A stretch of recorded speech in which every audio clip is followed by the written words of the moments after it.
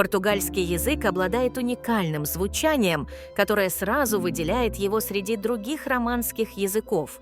Для русскоязычных слушателей он часто воспринимается как необычная смесь французского, испанского и чего-то совершенно особенного. Одной из ключевых особенностей являются носовые гласные, например, в слове «корасау», которые отсутствуют в русском языке. Также характерны носовые согласные, как в слове «now», где слышна особая вибрация. Сглаженные гласные и полутон, заметные в выражении «tudo bem», придают речи мягкость и плавность. Мелодичный ритм с ярко выраженными ударениями и интонациями делает португальскую речь живой и выразительной.